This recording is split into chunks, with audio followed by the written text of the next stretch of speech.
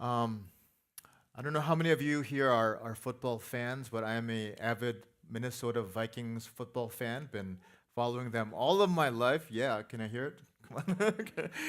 Not a Packers fan, sorry. Um, when I was in high school, I actually worked at the stadium. That's where I lived, and I worked at the stadium so I could watch the games for free. Um, the coaching in NFL football is a huge deal. And so last week, the Minnesota Vikings played the New England Patriots. They lost, but the thing that the commentators really talked about a lot was the coaching influences that the coaches of these two teams have had. And you can trace it all back to one coach named Bill Parcells. So Bill Parcells was a coach in the NFL for 19 seasons. He was the head coach of the New York Giants, whom he led to two Super Bowls. He also served as the coach of the New England Patriots, the New York Jets, and the Dallas Cowboys. So throughout his career, he was known as a coach who could take bad teams that were in decline, he could revitalize them, and he could help them to become champions, and that's what he often did. So he's the only coach in NFL history to lead four different teams to the playoffs and three different teams to a conference championship game. So he experienced success. But what they often talk about is his success is not just because of wins and losses, but his success is because of influence that he had on other coaches. So if you watch a game like last week's Patriots versus Vikings, you'll see different coaches who were affected by Bill Parcells. So Bill Belichick, who's the coach of the New England Patriots, he was an assistant under Bill Parcells' influence. Tom Coughlin, who was formerly the head coach of the New York Giants, won Super Bowls there. He was under the influence of Bill Parcells. Sean Payton, who coaches the New Orleans Saints, they're hot right now. Sean Payton was under the influence of Bill Parcells. Mike Zimmer, my coach, my team, not as hot, but he too is considered a defensive mastermind. He was under the influence of Bill Parcells. It's influence, mentorship. So Mike Zimmer has a journal, he says, where he wrote down everything when he was under Bill Parcells. And he talks about how Bill Parcells would follow him into his own office and sit him down and say, hey, when you become a head coach, you need to write this down for when you become a head coach. You're going to need to know this, so write down what I say and tell you right now. And so Bill Parcells was investing into Mike Zimmer so that he would be prepared to be a coach one day. So notice how all these coaches, influenced by Parcells over the years, is having an impact. These are some of the best coaches in the NFL today, and they all trace their lineage to this one man, Bill Parcells. Well, I would say as we look at this passage, in the same way that Bill Parcells had an impact on these coaches and it spread, I would say Jesus wants to have an impact on the world through a small group of guys known as these 12 disciples. And so keep that in mind as we're looking at this passage today. Influence, impact, mentorship, discipleship. Okay? So as you know, we've been going through the book of Mark. We're continuing on. In January, we'll continue again. Next week, we're going to take a break from Mark for a little while until January. Next week will be a Christmas service. The children are going to sing some songs, so please don't miss out. It'll be a short service. I know some of you have studying and finals and different things. It'll be a short service, so we'll have Christmas time together next week. But today what we're talking about is how Jesus is impacting the world. So what I want to do is we can ask three questions of this text. So first of all, what was Jesus' mission? Secondly, what was Jesus' method? And third, how does Jesus multiply? So mission, method, multiply. You can follow along in your green bulletin if you'd like. So first of all, let's talk about what was Jesus' mission. Look at verse 7. Jesus withdrew with his disciples to the sea, and a great crowd followed him from Galilee and Judea, and Jerusalem and Idumea and from all beyond the Jordan and from around Tyre and Sidon. When the great crowd heard all that he was doing, they came to him. So, as we've witnessed throughout these first few chapters of Mark, Jesus has shown his authority over unclean spirits. He's cast out demons. He's healed paralysis. We've seen Jesus befriend sinners like the tax collectors as he spends time eating with them and dining with them. We just witnessed 5 accounts where Jesus takes on the religious establishment of the day and he argues with these scribes and Pharisees. We're even able to download some data from the cloud as God says, "This is my son in whom I'm well pleased." So by the 3rd chapter here in Mark, news about Jesus has gone viral. There is no other trending story except that of Jesus. He's blowing up all stone tablets and chiseling devices. Everyone is coming and wanting to get a glimpse of who Jesus is. The crowds are swarming. He wants to get away sometimes, but they will not let him. Even when he withdraws, they follow him wherever he goes. So try and imagine how you would feel if you're Jesus seeing these crowds of people who would not leave you alone. We can look at some passages that show Jesus' heart for these crowds. When you look at Mark 6:34, it says he went ashore, he saw a great crowd. What did he have? He had compassion. He did not see them as a nuisance, like, get out of here, leave me alone. He had compassion on them. They were sheep without a shepherd. Mark 10:45, which is the verse in the book of Mark, is the key verse. Okay? It says, "For even the Son of Man came not to be served, but to serve and to give his life as a ransom for many." This is the crux, the key verse of the book of Mark. This is why he came, to give his life for all these people. Mark 16 says, "Go into all the world, proclaim the gospel to the whole creation. All these people who are lost and who need to hear it, whoever amongst them believes will be saved." So we can ask ourselves, when we see people, crowds of people, different people that cross paths in our life, how do we see them? Jesus saw them with a sense of mission. You know, we can think about different people. We can think about coworker people. There's people in our workplaces. It might be a few people on your team. It might be a lot of people in your company, but you see them on Monday through Friday. I believe when we work, you should work, but as you work with excellence, there can be a credibility that builds up, and it gives you opportunity to talk with them and share with them outside of work hours. Imagine, I think about it like this. Imagine if you go to the mission field and you go to some closed country. If you want to be a missionary there, what you have to do is get a job. And that job gives you visa and reason to stay there, a platform. And so you go to work as a missionary and you do well in your work so that you can create opportunities to talk to people and have a relationship. Think about what we do in our places here, in our workplaces, if you're working. It's really the exact same thing as what a missionary does overseas. The only difference is geography. But if we're thinking that way, people cross paths over our life, we can think missionally about them. We can think about classmates. If you're a student, there's countless opportunities to think in a missional way. You don't have to know everyone on campus or in your dorm, but you can know a few. You can reach out to someone. You can reach out to an international student. Could there be someone in our life right now that we can see with a missional perspective, see with mission like Jesus did? We can think about our community. We don't have to look far, but we can look right around here. Jesus had compassion for the needs of people. For the crowds, he loved them. And if we're living with the sense of mission, we don't isolate ourselves in a bubble, but we think about what are the needs of our community. How can we be a blessing in that place? Just this past week, I had a meeting with a particular place in our community of how our church can connect with them next semester and how we can be a blessing to some of the needs in that community. We're going to try. We can think about close people, crowd people. There's people close, like our family members, our roommates. There's people all around us in the crowd.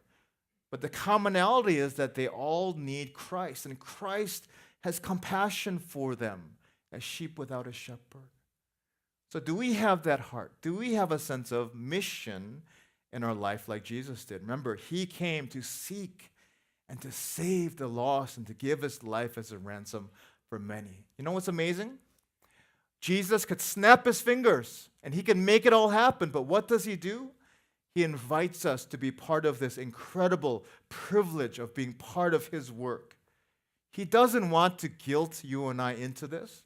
He wants you to have the joy and privilege of living for something that is far greater than anything you can dream of on your own. He wants us to be part of his mission. But you know what we often do? I think we shortchange ourselves. I think we miss out. I think we don't experience the joy that he wants us to experience in this life. Why? Because we don't live for his mission, but we live for my mission. I thought about that. I'm like that as well. When I live for Jesus' mission, I think about all of my time is really his time. How can I give him myself more? When I'm living for my mission, it's my time. Leave me alone. I don't want to talk to you today. I'm busy. It's my time. When I think about Jesus' mission, money is not my money, it's his money. How can I use this to invest in the kingdom? How can I be generous? How can I serve others with it? How can I be a blessing? When I think about Jesus' mission, the house I live in becomes his house. Not a castle where I keep people out, but a place where I open the door so many people can come and be blessed. When I think about Jesus' mission, kids become his kids. I raise them so that they can go and serve God eventually, not my kids, not protective of my own kids and my own family. When I think about Jesus' mission, I need his love flowing through me. But when it's my mission, it's just my love, which is finite, limited, and runs out. And people can tell when it runs out. When I think about Jesus' mission, I'm living for his glory. When I'm living for my mission, it's all about me. It's all about my glory, what I'm ultimately living for. So Jesus' mission was to seek and to save the lost so that people would become worshipers in all the nations, so that God would be glorified and he would be brought glory. And his mission invites us to leave our fishing nets behind, to leave our own missions behind, and to follow Jesus in his mission through the callings that we have in our workplaces and our studies and different things. So first, we have to start there. We think about the mission of Jesus. He came to seek and to save the lost. He sees the lostness of humanity. He came to be our Savior. So he's seeing the crowds like this. But then next, we see the method of Jesus. What does he do as all these crowds are around him? Look at verse 13. And he went up on the mountain and called to him those whom he desired, and they came to him. And he appointed 12, whom he also named apostles, so that they might be with him, and he might send them out to preach and have authority to cast out demons. So again, Jesus is at a point in his ministry where his approval rating has blown through the ceiling. Whatever he says is soaked up by the crowds, and they have left everything behind to come and be with him.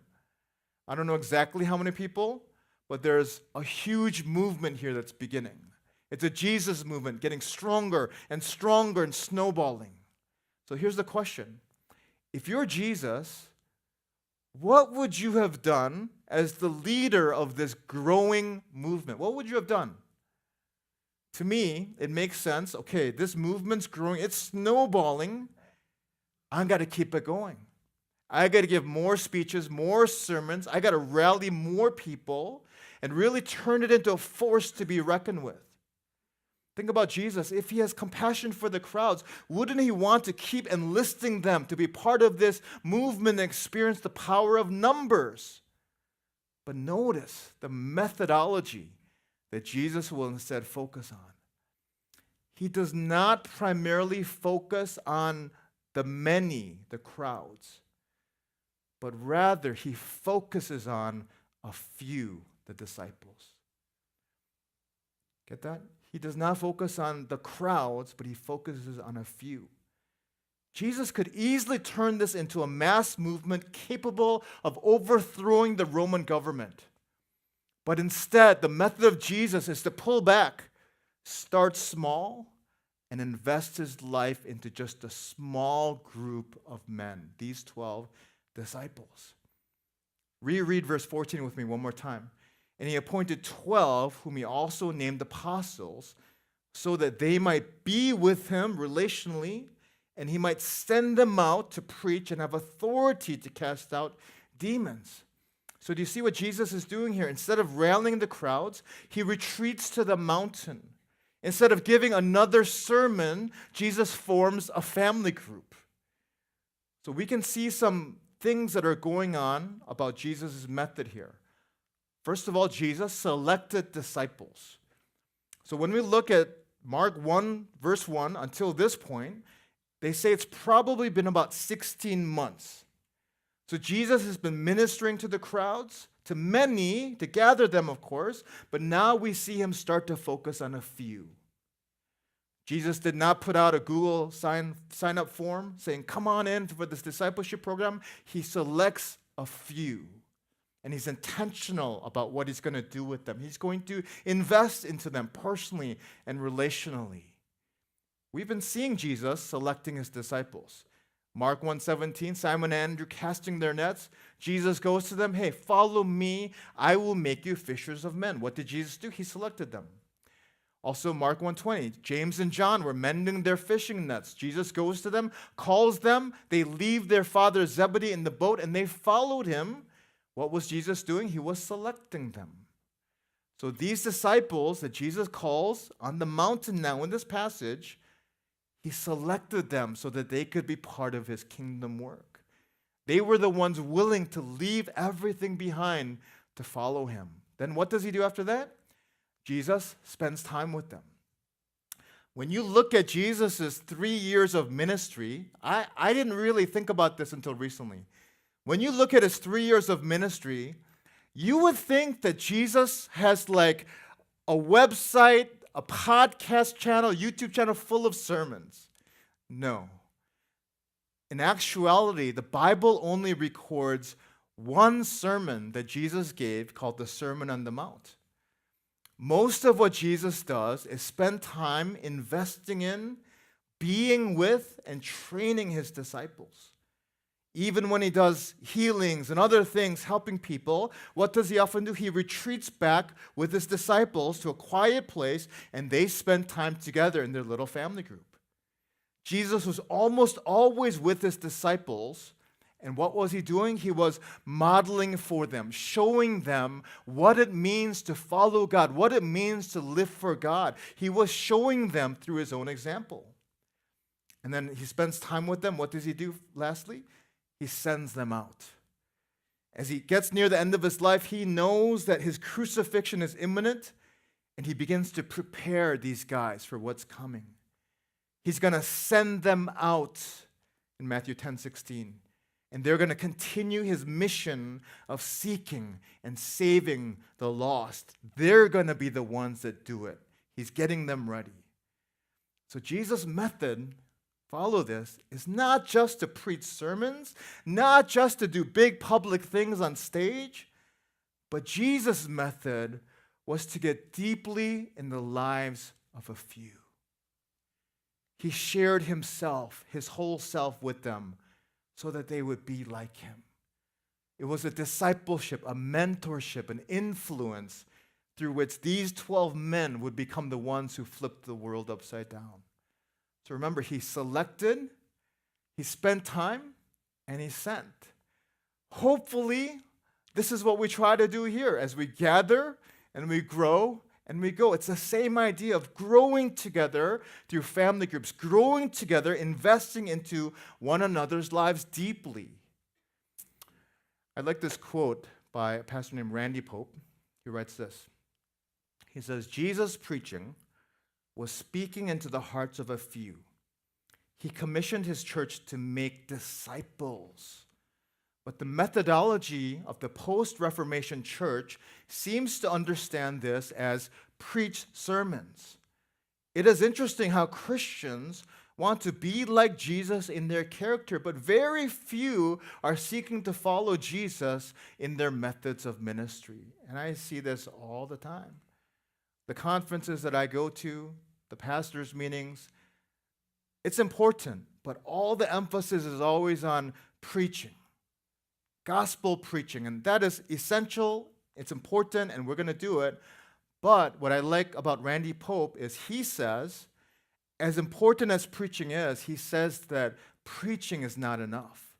He says preaching is insufficient to change people's lives. And what he's saying is, we need this, we need what we're doing here, but we need to get deeper into each other's lives. We need discipleship. You can watch a workout video, but you got to go with a small group of people or someone, and you got to actually do it. And so that's the idea. So I think we need to really think about this as a church. And this is what I've been thinking about lately and what's going to affect our church as well. So first we see the mission of Jesus. That's the big picture, to seek and save the lost. Second, we saw the method of Jesus as he primarily invested deeply into the lives of these disciples. Finally, we see how by going small and deep, the ministry of Jesus actually becomes wide. Multiplication takes place. So how does Jesus multiply? We look at Matthew 28, 19, 20. End of his life. Go therefore and make disciples of all nations, baptizing them in the name of the Father and of the Son and of the Holy Spirit, teaching them to observe all that I have commanded you. Can you look at that phrase? Teaching them to observe all that I have commanded you. Do you think that can take place in a sermon series? No. That takes place through lots of time invested, lots of life on life, lots of situational moments where you're with someone, teaching them all that I've commanded you. And behold, I am with you always to the end of the age. Before he leaves this earth, this is the commission he gives. For the disciples to do what? They are to do with others what Jesus did with them. They are to do with others. Notice he doesn't say go and preach every Lord's Day, every Sabbath. He doesn't say go and do this, go and build this kind of church, this kind of band. He says, go and make disciples amongst all the peoples of the world. Jesus did that, and Jesus is commissioning his guys, his apostles, his disciples to do the same. Spending time together so that they can be sent out. So through each of these disciples now, selecting guys, spending time with them, and then sending them out, what's going to happen? Multiplication. Imagine 12 disciples. We know one of them betrays him, so imagine 11 disciples, right? They each select people. They each spend time with people. They each send them out, and then those people do the same. Multiplication takes place. I think it's this exact principle of multiplying that Apostle Paul was into, and he knew was so important. So when you look at Paul's last words to Timothy, he writes this: Timothy, what you've heard from me in the presence of many witnesses, Timothy, entrust to faithful men who will be able to teach others also. So Paul pictures a chain of discipleship from one person to another. It started with Jesus, who was the first link in the chain. Everything in the Old Testament was about Jesus. What does Jesus do? He starts with a small group of disciples that he pours his life into. He starts small but goes deep so that they can multiply. And then the disciples, what do? These disciples receive the Great Commission. They're apostles. Now they multiply what Jesus did with them. They were cowards when Jesus was crucified, but they are now commissioned, and they go and they live and they give themselves to others and they multiply the same way Jesus did. Paul thinks about himself. After he was converted, People say Paul might have spent about 14 years with the disciples before he started doing ministry. What happened during those 14 years? Paul was being discipled. He was going to family group. He was growing. He was going to prayer meetings. He was learning to live for God. He was learning to evangelize. Paul was being spent time with. And what does he do? He multiplies. He passes on to Timothy. Paul discipled him, invested into him. Timothy learned spirituality, character, ministry skills, and was sent with a vision to multiply. This is what Paul is telling Timothy. He's to do that now to faithful men around him. Pass on the gospel to others. It doesn't say many men, it says faithful men. Start a group, start a small group, start a family group, and multiply. Discipleship is not a program, but it's investing your life into a few others so that they can disciple others and multiplication can take place. And then it goes to those others. Those faithful men are the next links who will pass it on to others. And then through generations, it comes to us. We now receive the gospel from those who came before us. We are Jesus' disciples. We are Paul's disciples. We are Timothy's disciples. And now we must multiply as we pass it on to others. So the question here is, who will you select? Who will you spend time with? And who will you send forth as the next link in the chain? Some people say Christianity is always one generation away from extinction. You know what that means? It means that if we who are now entrusted with the gospel, if we do not multiply in our generation, it ends. I mean, I don't think it would really end, but that's the idea. It would end if we don't multiply. And so our calling now is that we're links in this chain, we're part of this bigger picture, and we must multiply, invest into others, disciple others, so that the chain goes on. I don't know about you, but when I look at this chain, it can be discouraging. I look at some of these names, Paul, Timothy, faithful. If it's me up there, it'd be like unfaithful, We can get discouraged. But let me encourage you. These disciples, Jesus invested into for 3 years. Imagine you're in family group with Jesus for 3 years, and you don't just meet Tuesday night, you meet every night, right? 3 years. When Jesus was crucified, they ran. They were cowards. They failed him. They turned their back on him in fear. But what does Jesus do immediately after the resurrection? What would you do? I forget you guys. After all that time. But Jesus immediately goes to them and he gives them this commission. He says, I know you're cowards. I know you're lacking. I know you're imperfect. I know you failed me. But he forgives them and he says, go now and multiply. And he commissions them to go forth. If the disciples were unqualified, we are definitely unqualified. We are all failures. We are all fearful. But Jesus calls us as part of this chain, and he says, you now, go invest in someone, spend time with them, prepare them to be sent out. You now go and multiply. You are part of this chain. What an amazing privilege we have. So I think about this passage. This is Jesus' strategy to change the world. Nowadays, there are so many strategies and conferences and things, and it's all good. But ultimately, we have to follow Jesus' plan. His mission, he saw the crowds, he loved them, he had compassion on them. He came to seek, to save the lost, and to give his life as a ransom for many. He wants them to be saved. But what was his method? Pull back, start small, go deep, think big. He invests into a few. And how does Jesus multiply? He says, I have invested in you, now you go and invest in someone else. I pray that every single one of us, whether it's your family group servant or other people, there's people that are investing in us in different ways. But more than that, think about who can I invest into Who can I go forward and pour my life into? I don't have to be perfect. You don't have to be perfect. Just wanting to grow. Who can I go to the cross with? Who can I bring to church? Who can I help grow in their spiritual life? Who can I grow together with? So who are these 12 disciples of Jesus is the question. They were Jesus' plan to change the world. Jesus didn't grow the crowds. Jesus went deep into their lives that he selected, spent time with, and sent out.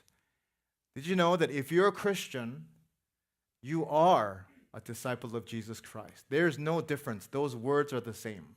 Christian and disciple, it's the same. So being Christian, being a disciple means that we need to look forward in the next link of the chain, the next generation, the next person in our family group, the next college class, the next person who comes to Madison, and we must multiply. I pray that we would be a church known that we conquer and impact the world because discipleship is taking place, growth is taking place in our church.